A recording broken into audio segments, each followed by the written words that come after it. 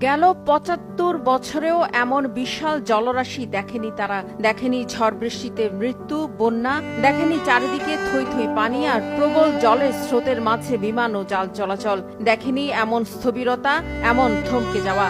আর দেখবেই বা কি করে? এ তো মরুর দেশ, কাঠফাটা রোদ আর শুষ্ক আবহাওয়ায় অভ্যস্ত তারা।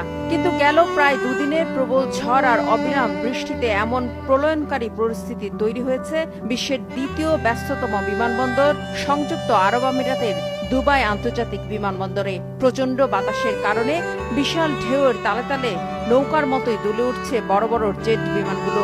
মরুর দেশে এমন অস্বাভাবিক ভয়াবহ বৃষ্টিতে ডুবে গেছে গোটা বিমানবন্দর। ফলে পুরোপুরি অচল দুবাই বিমানবন্দরে, থমকে গেছে সব কার্যক্রম।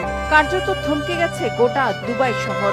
বিশ্বের ব্যবসা বাণিজ্যের অন্যতম আকর্ষণীয় কেন্দ্র ও জাঁকজমকপূর্ণ ব্যস্ত শহর দুবাই এখন পুরোপুরি স্থবির।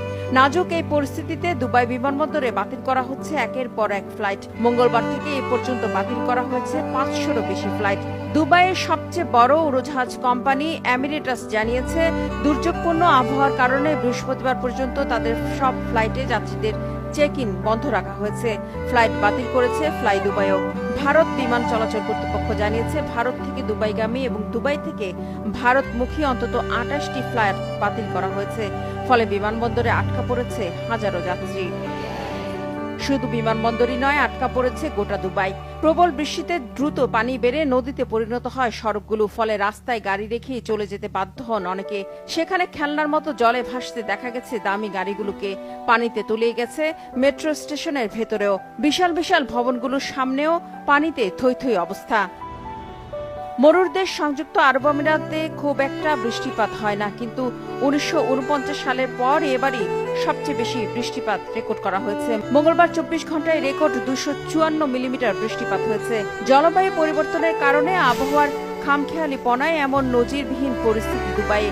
তাই স্বাভাবিকভাবেই হঠাৎ এমন ঝোড়ো হাওয়া সহ প্রচণ্ড ঝড় বৃষ্টিতে অনভ্যস্ত দুবাইবাসীর অবস্থা একেবারেই নাকাল। খানিকটা হতভম্ব তারা। ঝড় বৃষ্টিতে একজনের মৃত্যুর খবর পাওয়া গেছে। এমন বন্যা পরিস্থিতি সামাল দেওয়ার মতো পানি নিষ্কাশন ব্যবস্থাও নেই তাদের।